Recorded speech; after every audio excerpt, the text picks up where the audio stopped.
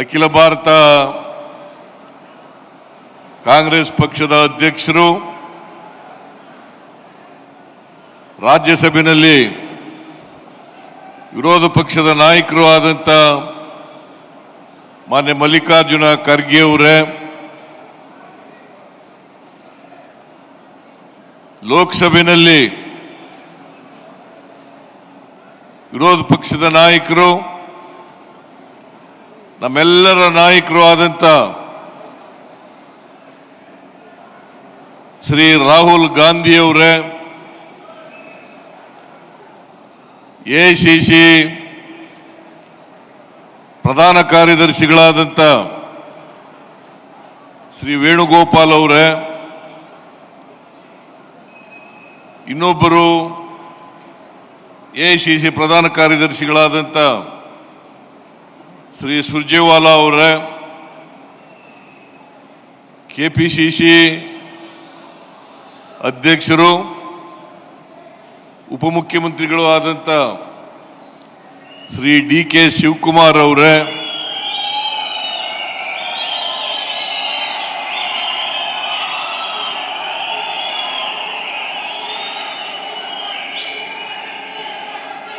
ಎಲ್ಲ ನನ್ನ ಸಚಿವ ಸಹೋದ್ಯೋಗಿಗಳೇ, ಲೋಕಸಭಾ ಮತ್ತು ರಾಜ್ಯಸಭಾ ಸದಸ್ಯರುಗಳೇ, ವಿಧಾನಸಭೆಯ ಮತ್ತು ವಿಧಾನ ಪರಿಷತ್ತಿನ ಸದಸ್ಯರುಗಳೇ, ಮಾಜಿ ಮಂತ್ರಿಗಳೇ, ಮಾಜಿ ಲೋಕಸಭಾ ರಾಜ್ಯಸಭಾ ಸದಸ್ಯರುಗಳೇ, ಮಾಜಿ ವಿಧಾನಸಭಾ ವಿಧಾನ ಪರಿಷತ್ತಿನ ಸದಸ್ಯರುಗಳೇ, ಕಾಂಗ್ರೆಸ್ಸಿನ ಇತರ ಎಲ್ಲ ಮುಖಂಡರುಗಳೇ,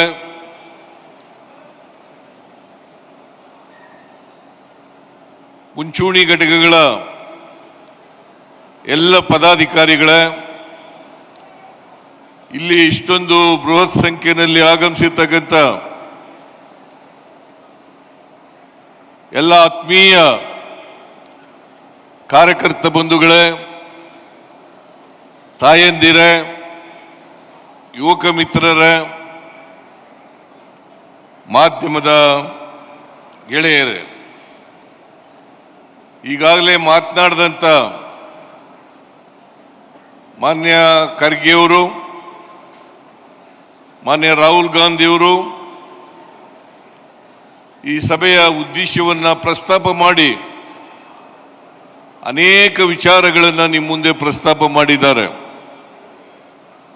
ಹಾಗಾಗಿ ನಾನು ಹೆಚ್ಚು ಮಾತನಾಡಲಿಕ್ಕೆ ಹೋಗಲ್ಲ. ಈ ಪ್ರತಿಭಟನಾ ರ್ಯಾಲಿ ಕರ್ನಾಟಕದಿಂದ ಪ್ರಾರಂಭ ಆಗಿದೆ, ಬೆಂಗಳೂರಿನಿಂದ ಪ್ರಾರಂಭ ಆಗಿದೆ. ಈಗಾಗಲೇ ರಾಹುಲ್ ಗಾಂಧಿ ಅವರು ಈ ಹೋರಾಟವನ್ನು ಕೈಗೆತ್ತಿಕೊಂಡು ನಿನ್ನೆ ನೀವೆಲ್ಲ ನೋಡಿರ್ಬೋದು, ಅವರು ಪತ್ರಿಕಾ ಸಂದರ್ಶನವನ್ನು ಮಾಡಿ ಅನೇಕ ವಿಚಾರಗಳನ್ನು ಹೇಳಿದ್ದಾರೆ. ಈ ವಿಚಾರಗಳನ್ನು ಹೇಳುವಾಗ ಕೇವಲ ಒಬ್ಬ ರಾಜಕಾರಣಿಯಾಗಿ ಮಾಡ್ತಕ್ಕಂಥ ಆಪಾದನೆಗಳಲ್ಲ, ಅವರು ಇದ್ರ ಬಗ್ಗೆ ಸಂಪೂರ್ಣವಾಗಿ ಅಧ್ಯಯನ ಮಾಡಿ ಸಾಕ್ಷ್ಯಾಧಾರಗಳನ್ನು ಇಟ್ಕೊಂಡು ಮುಂದೆ ಪ್ರಸ್ತಾಪ ಮಾಡಿದ್ದಾರೆ. ಈಗ ನಮ್ಮ ಸಂವಿಧಾನ ಇದೆಯಲ್ಲ, ಪ್ರಜಾಪ್ರಭುತ್ವವನ್ನು ನಾವು ಒಪ್ಕೊಂಡಿದ್ದೀವಿ, ಸಂವಿಧಾನವನ್ನು ರಚನೆ ಮಾಡ್ಕೊಂಡಿದ್ದೀವಿ. ಈ ದೇಶಕ್ಕೆ ಬೇಕಾದಂಥ ಸಂವಿಧಾನ, ನಮ್ಮ ಸಮಾಜಕ್ಕೆ ಬೇಕಾದಂಥ ಸಂವಿಧಾನವನ್ನು ರಚನೆ ಮಾಡ್ಕೊಂಡಿದ್ದೀವಿ.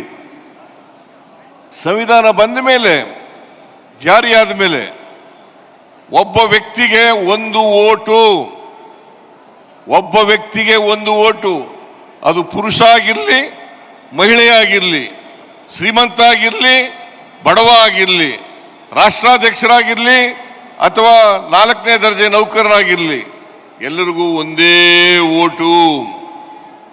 ಈ ಓಟಿನ ಮೂಲಕ ಜನ 5 ವರ್ಷಕ್ಕೊಮ್ಮೆ ಚುನಾವಣೆಗಳಾಗ್ತವೆ. ಈ ಚುನಾವಣೆಗಳನ್ನು ನಡೆಸ್ತಕ್ಕಂಥವರು ಚುನಾವಣಾ ಆಯೋಗದವರು. ಚುನಾವಣಾ ಆಯೋಗ ಸಂವಿಧಾನ ರೀತಿಯ ನಡ್ಕೋಬೇಕಾಗ್ತದೆ. ಯಾವುದೇ ಕಾರಣಕ್ಕೆ ನ್ಯಾಯಸಮ್ಮತವಾದಂಥ ಚುನಾವಣೆಗಳನ್ನು ಮಾಡಿ ಯಾರು ಬಹುಮತವನ್ನು ಗಳಿಸ್ತಾರೆ ಕಾನೂನು ರೀತಿಯ ಅವ್ರಿಗೆ ಅಧಿಕಾರವನ್ನು ಸಿಗ್ತಕ್ಕಂಥದ್ದು ಪ್ರಜಾಪ್ರಭುತ್ವದ ಮೂಲ ತತ್ವ. ಅದರಿಂದ ಈ ವೋಟಿಂಗ್ ರೈಟ್ ಇದೆಯಲ್ಲ, ಈ ವೋಟಿಂಗ್ ರೈಟು ಸಂವಿಧಾನ ಕೊಟ್ಟಿರ್ತಕ್ಕಂಥದ್ದು, ನಮಗೆ ಸಂವಿಧಾನ ಕೊಟ್ಟಿರ್ತಕ್ಕಂಥದ್ದು.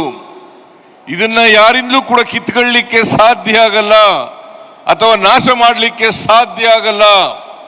ಇದು ಮೂಲಭೂತವಾದಂಥ ಹಕ್ಕು ಅಂತಕ್ಕಂಥದ್ದನ್ನು ನಾವೆಲ್ಲರೂ ಕೂಡ ಅರ್ಥ ಮಾಡ್ಕೋಬೇಕಾಗ್ತದೆ. ಅದಕ್ಕೋಸ್ಕರ ನಾವು ಇದನ್ನ ಬಹಳ ಎಚ್ಚರಿಕೆಯಿಂದ ಚುನಾವಣೆಗಳನ್ನು ಮಾಡಬೇಕು. ನಾವು ನಮ್ಮ ಹಕ್ಕನ್ನು ಚಲಾಯಿಸ್ತಕ್ಕಂಥದ್ದನ್ನು ಮಾಡಬೇಕಾಗ್ತದೆ ಅಂತಕ್ಕಂಥ ಮಾತುಗಳನ್ನು ಈ ಸಂದರ್ಭದಲ್ಲಿ ಹೇಳಲಿಕ್ಕೆ ಬಯಸ್ತಾ ಇದ್ದೇನೆ. ಈ ಮನುವಾದಿಗಳು ಬಿಜೆಪಿಯವರು, ಅವ್ರಿಗೆ ಯಾವತ್ತೂ ಕೂಡ ನಮ್ಮ ಸಂವಿಧಾನದ ಮೇಲೆ ಗೌರವ ಆಗಲಿ, ಸಂವಿಧಾನದ ರೀತಿ ನಡ್ಕೊಳ್ತಕ್ಕಂಥದ್ದಾಗಲಿ ಇಲ್ಲ ಅಂತಕ್ಕಂಥದ್ದನ್ನು ನಾವು ಇತಿಹಾಸವನ್ನು ನೋಡಿದಾಗ ಬಹಳ ಸ್ಪಷ್ಟವಾಗಿ ಗೊತ್ತಾಗಲಿಕ್ಕೆ ಸಾಧ್ಯ ಆಗ್ತದೆ. ಈ ಸಂವಿಧಾನ ರಚನೆಯಾಗಿ ಬಾಬಾ ಸಾಹೇಬ್ ಅಂಬೇಡ್ಕರ್ ಅವರು ಈ ಸಂವಿಧಾನವನ್ನು ಮಾಡಿದ್ರು. ಮಹಾತ್ಮ ಗಾಂಧೀಜಿಯವರ ನೇತೃತ್ವದಲ್ಲಿ ಈ ದೇಶಕ್ಕೆ ಸ್ವಾತಂತ್ರ್ಯ ಬಂತು. ಸ್ವಾತಂತ್ರ್ಯ ಬಂದ ಮೇಲೆ ಸಂವಿಧಾನ ರಚನೆಯಾದದ್ದು. ಇದನ್ನು ನಾವು ಅರ್ಥ ಮಾಡ್ಕೋಬೇಕಾಗ್ತದೆ. ಆದ್ದರಿಂದ ಈ ಮತ ಹಕ್ಕಿದೆಯಲ್ಲ, ಈ ಮತ ಹಕ್ಕನ್ನು ಯಾರಿಂದಲೂ ಕೂಡ ಕಸ್ಕೊಳ್ತಕ್ಕಂಥದ್ದಾಗಲಿ, ನಾಶ ಮಾಡ್ತಕ್ಕಂಥದ್ದಾಗಲಿ, ಅಥವಾ ಇನ್ನೊಬ್ಬರು ಇದನ್ನ ಪರಿಗಣಿಸ್ತಕ್ಕಂಥದ್ದಾಗಲಿ, ಮತ ಹಾಕ್ತಕ್ಕಂಥದ್ದಾಗಲಿ ಆಗಲಿಕ್ಕೆ ಸಾಧ್ಯ ಇಲ್ಲ. ಇದನ್ನು ನಾವೆಲ್ಲರೂ ಕೂಡ ಅರ್ಥ ಮಾಡ್ಕೊಂಡಿದ್ದೀವಿ ಅಂತಕ್ಕಂಥದ್ದು ನನ್ನ ಭಾವನೆ. ಅದರಿಂದ ಮನುವಾದಿಗಳು ಈ ವೋಟಿಂಗ್ ಪ್ಯಾಟ್ರನ್ನೇ, ಈ ಮೂಲಭೂತ ಹಕ್ಕನ್ನೇ ಕಸಿದುಕೊಳ್ತಕ್ಕಂಥ ಪ್ರಯತ್ನವನ್ನು ಮಾಡ್ತಾ ಇದ್ದಾರೆ. ಅದರಿಂದ ರಾಹುಲ್ ಗಾಂಧಿಯವರು ಇವತ್ತು ಅಧ್ಯಯನವನ್ನು ಮಾಡಿ ಈ ಬೆಂಗಳೂರು ಸೆಂಟ್ರಲ್ ಲೋಕಸಭಾ ಕ್ಷೇತ್ರ, ಅದರಲ್ಲಿ ಒಂದು ಮಹದೇವಪುರ ಅಂತೇಳಿ ವಿಧಾನಸಭಾ ಕ್ಷೇತ್ರ ಬರ್ತದೆ. ಆ ಮಹದೇವಪುರ ವಿಧಾನಸಭಾ ಕ್ಷೇತ್ರದಲ್ಲಿ ನಾವು ಅಲ್ಲಿವರೆಗೆ ಎಲ್ಲ ಕ್ಷೇತ್ರಗಳಲ್ಲೂ ಕೂಡ ಮುಂದೆ ಇದ್ದು, ಮಹದೇವಪುರ ವಿಧಾನಸಭಾ ಕ್ಷೇತ್ರಕ್ಕೆ ಬಂದಾಗ ನಾವು 1 ಲಕ್ಷ ಚಿಲ್ಲರೆಯಿಂದ ನಾವು ಮತ ಗಳಿಕೆಯಲ್ಲಿ ಕಡಿಮೆ ಆಗ್ತೇವೆ. ಅವರು 1 ಲಕ್ಷಕ್ಕಿಂತ ಹೆಚ್ಚು ಮತಗಳನ್ನು ಅಲ್ಲಿ ಪಡ್ಕೊಳ್ಳಿಕ್ಕೆ ಸಾಧ್ಯ ಆಗ್ತದೆ. ಈ ಥರ ಇಡೀ ದೇಶದಲ್ಲಿ ಹಿಂಗಾಗಿದೆ. ಯಾವತ್ತೂ ಕೂಡ ಈಗ ಕರ್ನಾಟಕ ಉದಾಹರಣೆಗೆ ನಾವು ತಗೊಂಡ್ರೆ, ಯಾವತ್ತೂ ಕೂಡ ಭಾರತೀಯ ಜನತಾ ಪಕ್ಷದವರು 2018 ಇರ್ಬೋದು, 2018 ಇರ್ಬೋದು, 2019 ಇರ್ಬೋದು, ಯಾವಾಗಲೂ ಕೂಡ ಬಹುಮತವನ್ನು ಪಡ್ಕೊಂಡಿಲ್ಲ. 2018ರಲ್ಲಿ ಹಿಂಬಾಗಲಿಂದ ಅಧಿಕಾರಕ್ಕೆ ಬಂದರು, ಆಪರೇಷನ್ ಕಮಲವನ್ನು ಮಾಡಿದ್ರು. 2018ರಲ್ಲಿ ಮತ್ತೆ ಆಪರೇಷನ್ ಕಮಲವನ್ನು ಮಾಡಿದ್ರು. ಮತ್ತೆ ಲೋಕಸಭೆಯಲ್ಲೂ ಕೂಡ ಮತ ಕದೀಲಿಕ್ಕೆ ಪ್ರಯತ್ನವನ್ನು ಮಾಡಿದ್ರು. ಹಾಗಾಗಿ ನಮಗೆ ಇಂಟರ್ನಲ್ ಸರ್ವೆ ಪ್ರಕಾರ ನಮಗೆ ಕಳೆದ 2024ರಲ್ಲಿ 16 ಸ್ಥಾನಗಳನ್ನು ಗೆಲ್ಲಬೇಕಾಗಿತ್ತು. ನಾವು ಬರೀ 9 ಸ್ಥಾನಗಳನ್ನು ಗೆಲ್ಲಲಿಕ್ಕೆ ಸಾಧ್ಯ ಆಯಿತು. ಇದು ಕಾರಣ ಯಾಕಪ್ಪ ಅಂತಂದ್ರೆ, 7 ಕ್ಷೇತ್ರಗಳಲ್ಲಿ ಮತಗಳನ್ನು ಕದೀತಕ್ಕಂಥ ಕೆಲಸವನ್ನ ಮಾಡಿದ್ರು. ಈಗಾಗಲೇ ರಾಹುಲ್ ಗಾಂಧಿಯವರು ನಿಮಗೆ ಯಾವ್ಯಾವ ರೀತಿಯಲ್ಲಿ ಮತವನ್ನು ಕದಿಲಿಕ್ಕೆ ಸಾಧ್ಯ ಆಗ್ತದೆ, ಮಹದೇವಪುರ ವಿಧಾನಸಭಾ ಕ್ಷೇತ್ರದಲ್ಲಿ ಯಾವ ರೀತಿ ಮತವನ್ನು ಕದ್ದಿದ್ದಾರೆ ಅಂತಕ್ಕಂಥದ್ದನ್ನು ಪ್ರಸ್ತಾಪ ಮಾಡಿದ್ದಾರೆ. ನಾನು ಅದನ್ನು ಮತ್ತೆ ಮಾಡಲಿಕ್ಕೆ ಹೋಗೋದಿಲ್ಲ. ಅದರಿಂದ ಭಾರತೀಯ ಜನತಾ ಪಕ್ಷದವರು ಕರ್ನಾಟಕದಲ್ಲಿ ಯಾವತ್ತೂ ಕೂಡ ಜನರ ಆಶೀರ್ವಾದದಿಂದ ಅಧಿಕಾರಕ್ಕೆ ಬಂದಿಲ್ಲ. ಹಿಂಬಾಗಲಿನಿಂದ ಮತ ಕದಿಯೋದ್ರಿಂದ ಅವರು ಆಪರೇಷನ್ ಕಮಲದ ಮೂಲಕ ಅಧಿಕಾರಕ್ಕೆ ಬಂದಿದ್ದಾರೆ ಹೊರತು ಯಾವತ್ತೂ ಕೂಡ ಜನರ ಆಶೀರ್ವಾದವನ್ನು ಪಡೆದು ಅಧಿಕಾರಕ್ಕೆ ಬಂದಿಲ್ಲ ಅಂತಕ್ಕಂಥದ್ದು ನಿಮ್ಮೆಲ್ಲರ ಗಮನಕ್ಕೆ ತರಲಿಕ್ಕೆ ಬಯಸ್ತಾ ಇದ್ದೇನೆ. ಅದರಿಂದ ಇವತ್ತು ನರೇಂದ್ರ ಮೋದಿಯವರು ಪ್ರಧಾನಮಂತ್ರಿ ಆದಮೇಲೆ ಈ ದೇಶದಲ್ಲಿ EVM ಅನ್ನ ಜಾರಿಗೆ ತಂದ ಮೇಲೆ ಅದನ್ನ ದುರುಪಯೋಗ ಮಾಡ್ಕೊಳ್ತಕ್ಕಂಥದ್ದು, EVM ಅನ್ನ ಮತ್ತೆ ಮತ ಗಳಿಸ್ತಕ್ಕಂಥದ್ದು, ಮತ ಕಳ್ತನ ಮಾಡ್ತಕ್ಕಂಥದ್ದು, ಈ ಮೂಲಕ ಆಪರೇಷನ್ ಕಮಲವನ್ನು ಮಾಡ್ತಕ್ಕಂಥದ್ದು, ಈ ಮೂಲಕ ಅಧಿಕಾರಕ್ಕೆ ಬರ್ತಕ್ಕಂಥ ಪ್ರಯತ್ನವನ್ನು ಮಾಡ್ತಾ ಇದ್ದಾರೆ. ಇದು ಬರೀ ಕರ್ನಾಟಕದಲ್ಲಿ ಅಷ್ಟೇ ಅಲ್ಲ, ಇಡೀ ದೇಶದಲ್ಲಿ ನಡೆದಿರ್ತಕ್ಕಂಥ ವಿಚಾರ. ಹಾಗಾಗಿ ಈ ಹಿಂಬಾಗಲಿನಿಂದ ಭಾರತೀಯ ಜನತಾ ಪಕ್ಷದವರು ಅಧಿಕಾರಕ್ಕೆ ಬರ್ತಕ್ಕಂಥದ್ದು. ಕಳೆದ ಲೋಕಸಭಾ ಚುನಾವಣೆಯಲ್ಲಿ ನರೇಂದ್ರ ಮೋದಿಯವರು ಬಹುಮತವನ್ನು ಗಳಿಸಿರಲಿಲ್ಲ, ಅವರ NDA ಕೂಡ ಬಹುಮತವನ್ನು ಗಳಿಸಿರಲಿಲ್ಲ. ಸುಮಾರು 60, 70, 80 ಕ್ಷೇತ್ರಗಳಲ್ಲಿ ಈ ರೀತಿಯಾದ ಮೋಸವನ್ನು ಮಾಡಿ ಅಧಿಕಾರಕ್ಕೆ ಬಂದಿರತಕ್ಕಂಥದ್ದು ಅಂತಕ್ಕಂಥ ಮಾತುಗಳನ್ನು ಹೇಳಲಿಕ್ಕೆ ಬಯಸ್ತಾ ಇದ್ದೇನೆ. ಅದರಿಂದ ನರೇಂದ್ರ ಮೋದಿ ಅವರಿಗೆ ಅಧಿಕಾರದಲ್ಲಿ ಇರಲಿಕ್ಕೆ ಯಾವುದೇ ನೈತಿಕ ಹಕ್ಕಿಲ್ಲ ಅಂತಕ್ಕಂಥ ಮಾತುಗಳನ್ನು ಹೇಳಲಿಕ್ಕೆ ಬಯಸ್ತಾ ಇದ್ದೇನೆ. ಅದರಿಂದ ನರೇಂದ್ರ ಮೋದಿ ಅವರು ಕೂಡಲೇ ರಾಜೀನಾಮೆ ಕೊಡಬೇಕು.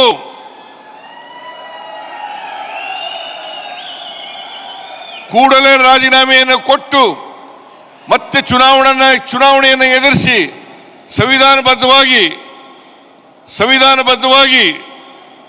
ಯಾವುದೇ ಮೋಸವನ್ನು ಮಾಡದೆ, ತಂತ್ರಗಾರಿಕೆಯನ್ನು ಮಾಡದೇನೆ ಗೆದ್ದು ಬಂದರೆ ಜನರ ಆಶೀರ್ವಾದ ಯಾರು ಇರ್ತದೆ ಅವ್ರು ಮಾತ್ರ ಅಧಿಕಾರದಲ್ಲಿ ಇರಲಿಕ್ಕೆ ಸಾಧ್ಯ ಆಗ್ತದೆ. ಈ ಎಲೆಕ್ಷನ್ ಚುನಾವಣಾ ಆಯೋಗ ಇದೆಯಲ್ಲ, ಅದು ಒಂದು ಬಿಜೆಪಿಯ ಬ್ರಾಂಚ್ ಆಫೀಸ್ ತರ ಕೆಲಸ ಮಾಡಲಿಕ್ಕೆ ಪ್ರಾರಂಭ ಮಾಡಿದೆ. ಬಿಜೆಪಿಯ ಬ್ರಾಂಚ್ ಆಫೀಸ್ ಅಲ್ಲಿರ್ತಕ್ಕಂಥವ್ರು ಎಲ್ಲರೂ ಕೂಡ ಬಿಜೆಪಿ ಏನು ಹೇಳ್ತದೆ ಅದನ್ನೇ ಮಾಡ್ತಕ್ಕಂಥ ಕೆಲಸವನ್ನು ಮಾಡ್ತಾರೆ. ಹಾಗೆ ಇದನ್ನ ತಾವೆಲ್ಲ ತಿಳ್ಕೋಬೇಕಾಗ್ತದೆ. ಅದಕ್ಕೋಸ್ಕರ ಇವತ್ತು ಸೆಂಟ್ರಲ್ ಎಲೆಕ್ಷನ್ ಕಮಿಷನ್ ಅದರ ವಿರುದ್ಧ ಇಲ್ಲಿ ಚೀಫ್ ಎಲೆಕ್ಷನ್ ಕಮಿಷನರ್, ರಾಜ್ಯ ಮಟ್ಟದ ಎಲೆಕ್ಷನ್ ಚುನಾವಣಾ ಆಯೋಗ ಇವುಗಳ ವಿರುದ್ಧವಾಗಿ ಇವತ್ತು ಪ್ರತಿಭಟನೆಯನ್ನು ಇಲ್ಲಿಂದ ಪ್ರಾರಂಭವಾಗಿದೆ. ಇದು ಇಡೀ ದೇಶದಲ್ಲಿ ರಾಹುಲ್ ಗಾಂಧಿಯವರು ಈ ವಿಚಾರವನ್ನು ಎತ್ತಿಕೊಂಡು, ಚುನಾವಣಾ ವಿಚಾರವನ್ನು ಎತ್ತಿಕೊಂಡು ಹೇಗೆ ಬಿಜೆಪಿಯವರು ಮೋಸ ಮಾಡ್ತಾರೆ, ಮನುವಾದಿಗಳು ಮೋಸ ಮಾಡ್ತಾರೆ. ಯಾಕಂತಂದ್ರೆ ಬಿಜೆಪಿಯವರು ಎಲ್ಲ ಕಾಲದಲ್ಲೂ ಕೂಡ ಅಧಿಕಾರದಲ್ಲಿ ಇರಲೇಬೇಕು ಅಂತಕ್ಕಂಥ ಮನೋಭಾವ ಇರ್ತಕ್ಕಂಥವ್ರು.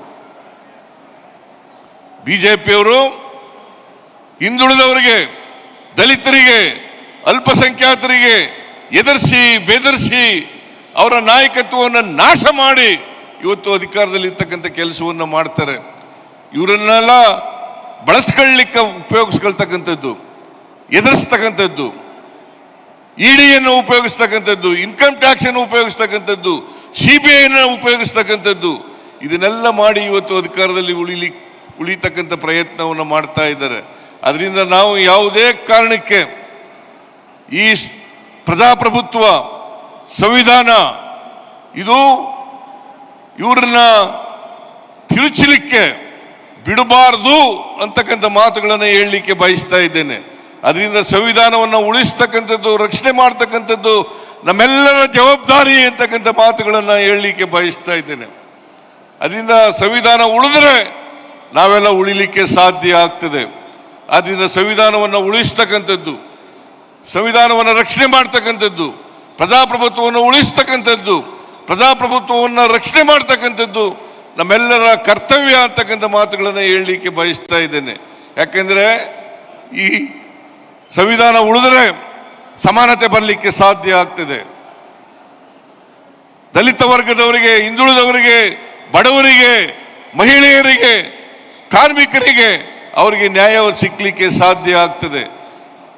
ಈ ಅಸಮಾನತೆಯನ್ನು ಎಲ್ಲಿವರೆಗೆ ನಾವು ತೊಡೆದಾಕದಿಲ್ವೋ ಅಲ್ಲಿವರೆಗೆ ಈ ದೇಶದಲ್ಲಿ ಶಾಂತಿ, ನೆಮ್ಮದಿ ಉಳಿಲಿಕ್ಕೆ ಸಾಧ್ಯ ಇಲ್ಲ ಅಂತಕ್ಕಂಥ ಮಾತುಗಳನ್ನು ಈ ಸಂದರ್ಭದಲ್ಲಿ ಹೇಳಲಿಕ್ಕೆ ಬಯಸ್ತಾ ಇದ್ದೇನೆ. ಆದ್ದರಿಂದ ಅಸಮಾನತೆಯನ್ನು ತೊಡೆದಾಕ್ತಕ್ಕಂಥದ್ದು ನಮ್ಮೆಲ್ಲರ ಜವಾಬ್ದಾರಿ. ಇದು ಬರಬೇಕಾದ್ರೆ, ಇದು ಆಗಬೇಕಾದ್ರೆ ಯಾರಿಗೆ ಸಾಮಾಜಿಕ ನ್ಯಾಯದಲ್ಲಿ ನಂಬಿಕೆ ಇದೆ, ಯಾರಿಗೆ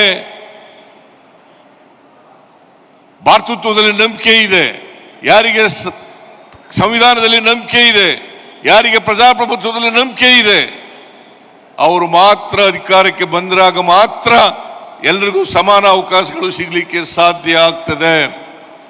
ಈ ಸಮಾನ ಅವಕಾಶಗಳು ಸಿಕ್ಕಬೇಕಾದ್ರೆ ಕಾಂಗ್ರೆಸ್ ಪಾರ್ಟಿಯಿಂದ ಮಾತ್ರ, ಅದು ರಾಹುಲ್ ಗಾಂಧಿ ಅವರಿಂದ ಮಾತ್ರ ಅಂತಕ್ಕಂಥ ಮಾತುಗಳನ್ನು ಹೇಳಲಿಕ್ಕೆ ಬಯಸ್ತಾ ಇದ್ದೇನೆ. ರಾಹುಲ್ ಗಾಂಧಿ ಅವರು ಸಾಮಾಜಿಕ ನ್ಯಾಯಕ್ಕೆ, ದಲಿತ ವರ್ಗದವರಿಗೆ, ಹಿಂದುಳಿದವರಿಗೆ, ಯಾರ್ಯಾರಿಗೆ ಸಮಾನ ಅವಕಾಶಗಳು ಸಿಕ್ಕಿಲ್ಲ ಅವರೆಲ್ಲರ ಪರವಾಗಿ ಇವತ್ತು ಹೋರಾಟ ಮಾಡ್ತಕ್ಕಂಥ ಕೆಲಸವನ್ನು ಮಾಡ್ತಾ ಇದ್ದಾರೆ. ನಾವೆಲ್ಲರೂ ಕೂಡ ಇವತ್ತು ರಾಹುಲ್ ಗಾಂಧಿ ಅವರ ಜೊತೆ ನಿಲ್ತಕ್ಕಂಥದ್ದು, ರಾಹುಲ್ ಗಾಂಧಿ ಅವರಿಗೆ ಬೆಂಬಲವನ್ನು ಕೊಡ್ತಕ್ಕಂಥದ್ದು, ಇಡೀ ದೇಶ ಇವತ್ತು ರಾಹುಲ್ ಗಾಂಧಿ ಅವರ ನಾಯಕತ್ವ ಬೇಕು ಅಂತೇಳಿ ಇವತ್ತು ಬಯಸ್ತಾ ಇದೆ. ಅದಕ್ಕೋಸ್ಕರ ನಾವೆಲ್ಲರೂ ಕೂಡ ರಾಹುಲ್ ಗಾಂಧಿ ಅವರ ಜೊತೆ ನಿಲ್ಲೋಣ, ರಾಹುಲ್ ಗಾಂಧಿ ಅವರ ಹೋರಾಟದಲ್ಲಿ ನಾವೆಲ್ಲರೂ ಕೂಡ ಪಾಲ್ಗೊಳ್ಳೋಣ ಅಂತಕ್ಕಂಥ ಮಾತುಗಳನ್ನು ಹೇಳಿ ಇವತ್ತು ಇಷ್ಟೊಂದು ದೊಡ್ಡ ಸಂಖ್ಯೆಯಲ್ಲಿ ತಾವೆಲ್ಲ ಬಂದಿದ್ದೀರಿ. ನೀವು ಬಂದು ರಾಹುಲ್ ಗಾಂಧಿ ಅವರಿಗೆ ಬೆಂಬಲವನ್ನು ವ್ಯಕ್ತ ಮಾಡಿದಿರಿ, ಅದಕ್ಕೆ ನಿಮ್ಗೆಲ್ಲರಿಗೂ ನಮಸ್ಕಾರಗಳನ್ನು ಹೇಳಲಿಕ್ಕೆ ಬಯಸ್ತಾ ಇದ್ದೇನೆ. ಮತ್ತೆ ಇಷ್ಟೊಂದು ದೊಡ್ಡ ಪ್ರಮಾಣದ ಕಾರ್ಯಕ್ರಮವನ್ನು ಏರ್ಪಾಡು ಮಾಡಿದವರು KPCC ಅವರು. ಅದರಿಂದ KPCC ಅಧ್ಯಕ್ಷರಿಗೆ, ಅವರ ಎಲ್ಲ ಪದಾಧಿಕಾರಿಗಳಿಗೆ ಮತ್ತು ನಿಮಗೆ ನಮಸ್ಕಾರಗಳನ್ನು ಹೇಳಿ ನನ್ನ ಮಾತುಗಳನ್ನು ಮುಗಿಸ್ತೇನೆ. ಜೈ ಹಿಂದ್, ಜೈ ಕರ್ನಾಟಕ. ಕ್ಷಣ ಕ್ಷಣದ ಸುದ್ದಿಗಳಿಗಾಗಿ ಫ್ರೀಡಂ ಟಿವಿ ಸಬ್ಸ್ಕ್ರೈಬ್ ಮಾಡಿ, ಲೈಕ್ ಮಾಡಿ ಹಾಗೂ ಫಾಲೋ ಮಾಡಿ. ಹೊಸ ಸುದ್ದಿಗಳ ನೋಟಿಫಿಕೇಶನ್ಗಾಗಿ ಬೆಲ್ ಐಕಾನ್ ಮೇಲೆ ಕ್ಲಿಕ್ ಮಾಡಿ.